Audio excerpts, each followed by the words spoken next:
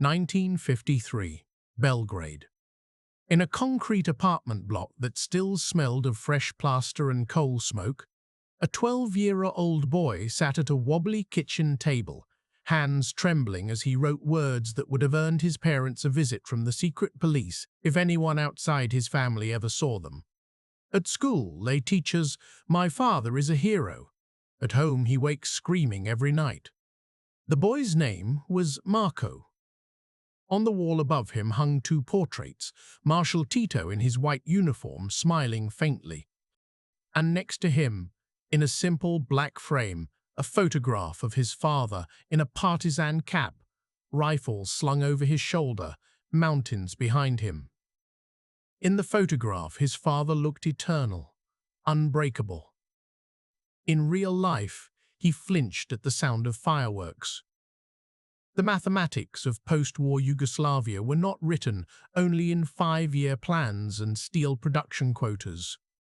They were etched into rooms like this, into the gap between what children were told about their parents in class and what they saw when the lights went out. The myth of the heroic partisan had not begun in Marco's textbooks. It had been born years earlier, in forests, mountains, and occupied villages where men like his father learned how to survive by doing things they would never fully speak of. 1941 to 1945, the war that made heroes and ghosts. Yugoslavia's war had been unlike the neat front lines drawn on classroom maps. After the Axis invasion in April 1941, the country shattered. Germany, Italy, Hungary, Bulgaria, and local collaborators carved it up.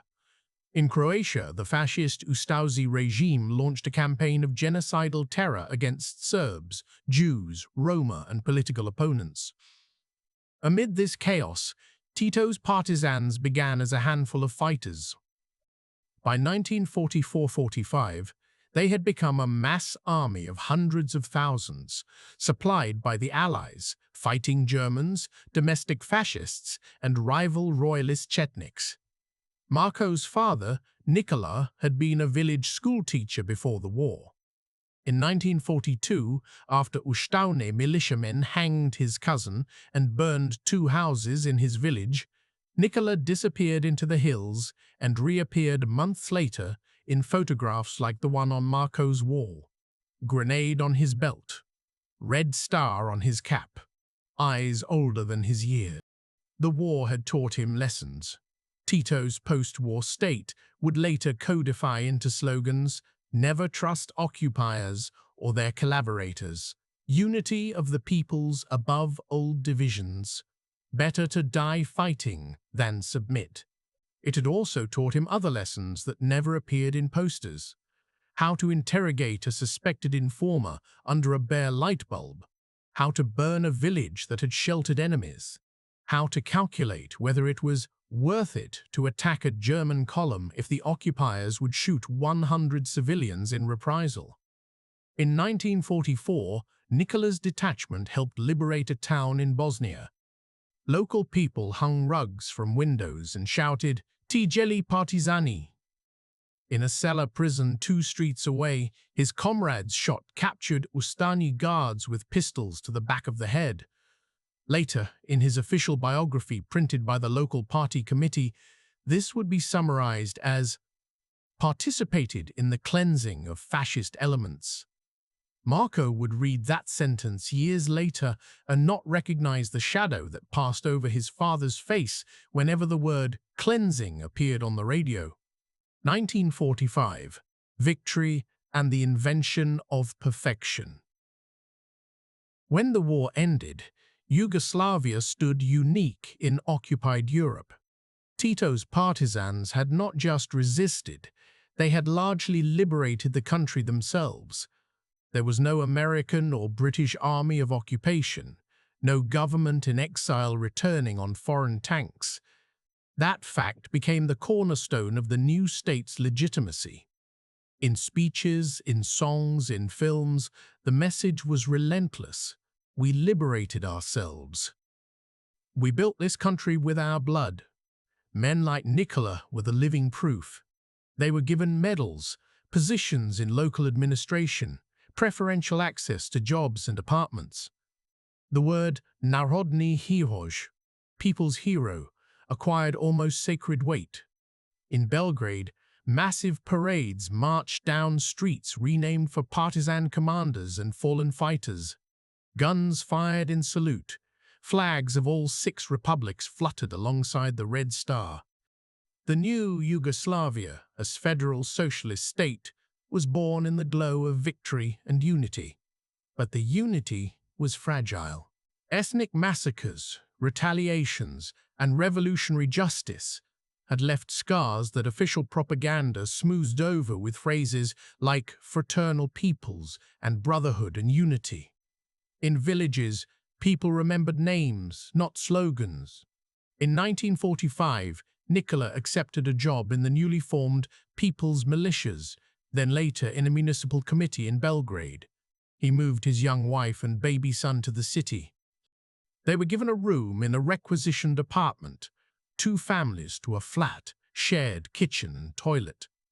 For a man who had slept in forests and barns, it felt like luxury. For a woman who had spent the war on the edge of starvation, it felt like a miracle. But at night, when the neighborhood quieted and distant trains hummed, Nikola sometimes woke choking, convinced for a moment that the Germans were storming a partisan bunker or that someone was whispering under interrogation lights. Yugoslavia had won. Inside his head, the war had not ended. The boy in the new Yugoslavia. By the early 1950s, Marko's world was not one of trenches and forests, but of slogans and schoolwork. He walked past murals of smiling workers and peasant women with raised fists. Beneath them, in large letters, Certe faudismu, sloboda narodu, death to fascism, freedom to the people. In his classroom, a stern teacher pointed at a chart of people's heroes, their faces printed in cheap ink. "Children," she said, "these are the men and women who gave us our freedom. Many of you are their sons and daughters. You must be worthy of them." When she reached Nikola's photograph, she paused. "Comrade Nikola fought in Bosnia and Slovenia," she said. "He organized sabotage, liberated towns, helped build our new country. We are honored that his son is in this class." Dozens of eyes turned toward Marko. In that moment, he felt 2 things at once: pride, burning and fierce, and a cold, creeping sense that he was being drafted into a story he didn't fully understand. At home, his father rarely talked about the war in detail. He told a few polished anecdotes that matched school lessons: how they sabotaged a railway line, how villagers hid them from German patrols, how they sang in the snow to keep their spirits up. He did not mention the ambush where a comrade bled out for hours because there were no bandages. He did not speak of the prisoner they executed after a 1-page trial. If Marko asked, "Did you ever kill anyone?" his father would freeze, then change the subject or snap, "Those are not questions for children." The state demanded that partisans be legends. Legends do not flinch when a car backfires. Nikola did. Tito, Stalin, and the tightening of the walls. In 1948, the world beyond their apartment walls intruded directly into their lives. Yugoslavia broke with Stalin. The Cominform resolution denounced Tito as a traitor. Soviet Tallinn parties condemned Yugoslavia. Inside the country, the leadership panicked. Overnight, yesterday's loyal communists became potential Informbyrå agents. The secret police, UDBA, expanded its networks. Rumors spread of a prison camp on the barren island of Goli Otok, where Cominformists were sent for re-education. In schools, children were told, "Beware of enemies within. Even those who once fought with us can be misled." For Marko, this was a terrifying logic. If even partisans could become traitors, what did that mean for his father? At home, whispers began. His parents lowered their voices when talking politics. Names of former comrades suddenly transferred to other duties. One evening, Nicola came home with bruised knuckles and whiskey on his breath, rare in a house where every dinar was counted. He sat at the table long after everyone else had gone to bed. When Marco peeked from the doorway, he heard his father murmuring half-coherently to his mother. "We fought the Germans in the mountains," he said. "Now they want us to fight each other in offices. I don't understand this peace." The war had been simple in one way: enemy and comrade, occupier and partisan. Post-war politics were a swamp. The new communist state demanded the same loyalty the movement had demanded in the forest. But now the dangers were opaque. Say the wrong thing, trust the wrong friend, and a knock at the door might come at night. Men like Nicola, raised in straightforward, brutal clarity, struggled to adapt. They had learned to survive ambushes. They had not been trained to navigate committee purges, industrial miracles, personal ruins. Throughout the 1950s, Yugoslavia embarked on rapid industrialization. New factories rose around Belgrade, Zagreb, Sarajevo, Skopje. Steel mills, textile plants, chemical works. Posters showed workers in overalls, muscular and smiling, building a modern socialist state between East and West. Tito visited inaugurations in his white uniform, cutting ribbons while cameras clicked. In Western newspapers, Yugoslavia was praised for its self-management socialism and relative openness compared to the Eastern Bloc. For Marco, the miracles had concrete forms: a refrigerator that hummed in their kitchen by 1957, a tramline that took him and his classmates on excursions, a summer holiday at the Adriatic coast arranged through his father's union. He learned Serbo-Croatian, some Russian, a little German. He could recite the names of hydroelectric dams and recited them on exams like artillery positions. On the surface, his life was better than his parents could have imagined in 1941. But the cost of this progress was visible at home. His father worked long hours at the municipal office, implementing plans drawn up by men in Belgrade who had rarely slept outdoors. Paperwork instead of patrols, meetings instead of marches. At night, the past ambushed him. Sometimes he would wake shouting commands in the dark, drenched in sweat. Once, when a neighbor slammed a door, he dove to the floor before realizing where he was. On another night, Marco heard muffled sobbing through the wall. In the morning, his father's eyes were bloodshot, but everyone pretended not to notice. The word trauma was absent from the official vocabulary. The war was a source of pride, not of wounds.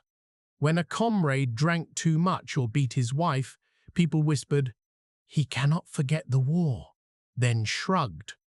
There were medals for bravery. There were no medals for waking from nightmares quietly enough not to wake your children. The arithmetic of memory. In Marco's school, history lessons followed a clear line. Before the war, exploitation, national divisions, kings, capitalists, war years, occupation, fascist terror, heroic partisan struggle. After the war, liberation, reconstruction, socialism, progress.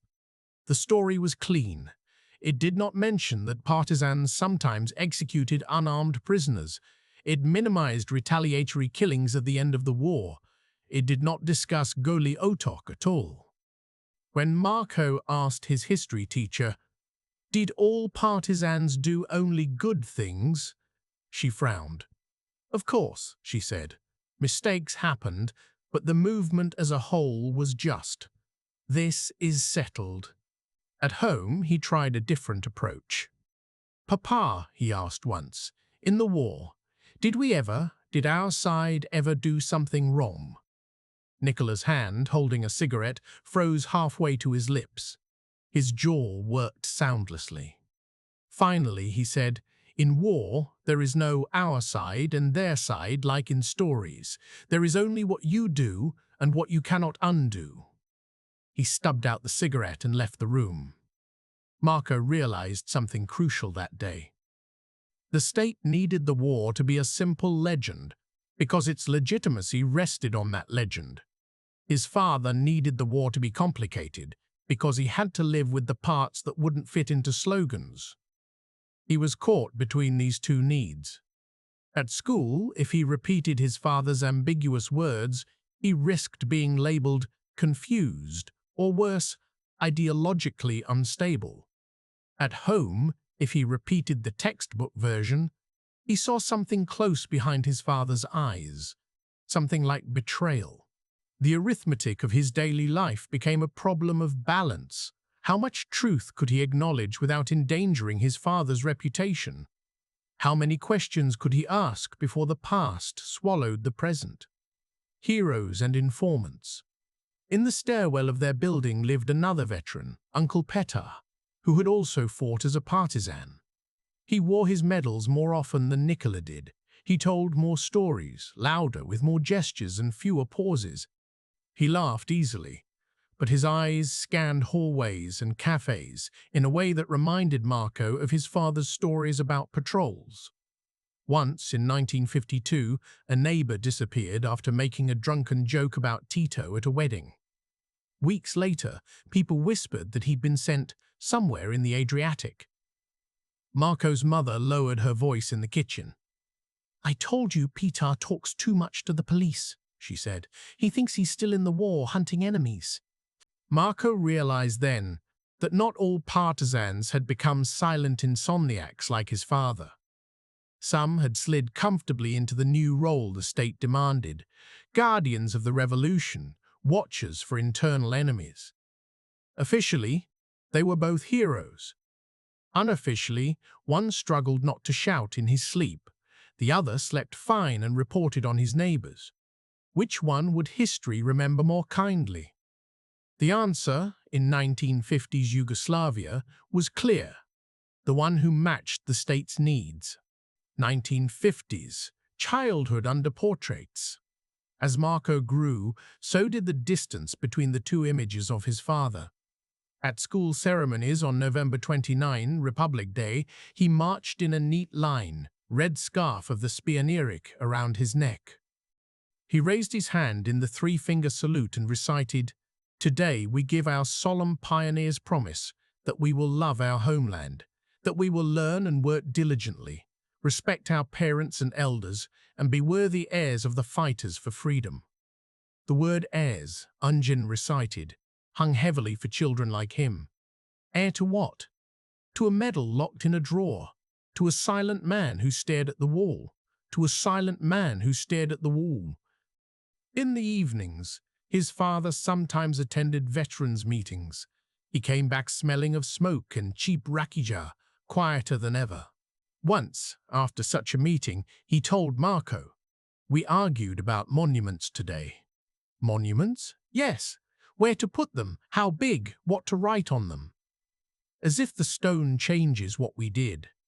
In those years, monuments to partisans rose across Yugoslavia. Concrete spires, abstract sculptures, lists of names. Tourist brochures would one day highlight them as examples of brutalist art. For the men whose names they bore, they were tombstones for parts of themselves they could not bury in any other way.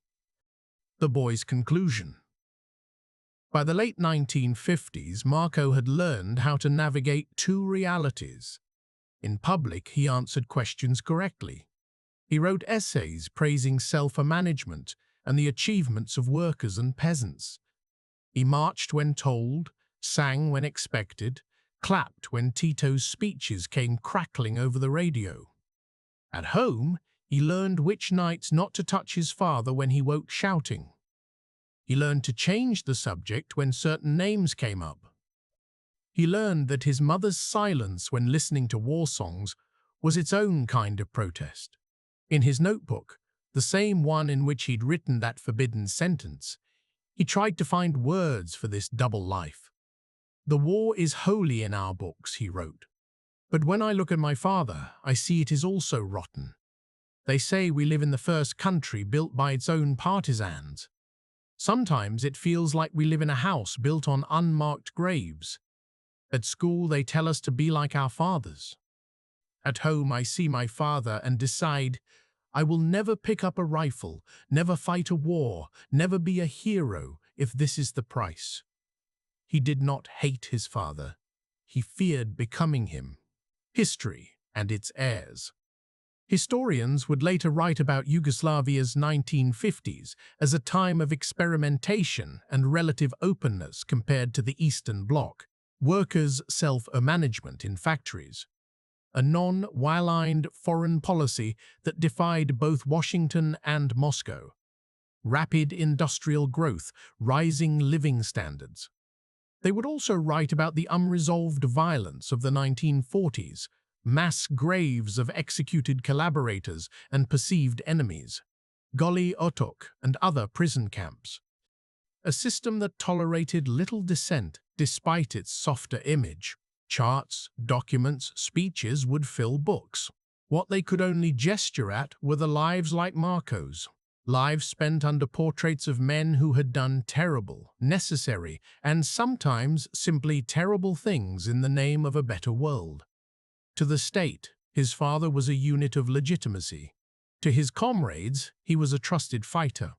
To himself, he was a man who could not forget certain faces. To his son, he was both a hero and a warning. In public squares, schoolchildren laid wreaths at partisan memorials and swore to continue their struggle.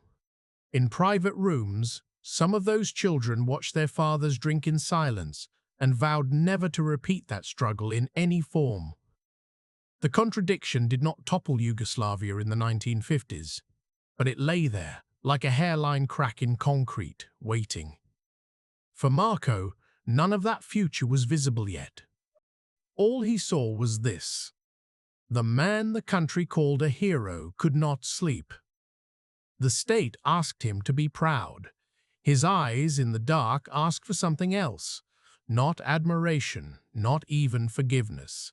Just the possibility of a life in which no child would ever have to write, on a scrap of paper hidden under a mattress. At school they teach us, my father is a hero. At home I know that war did not end the day he took off his uniform.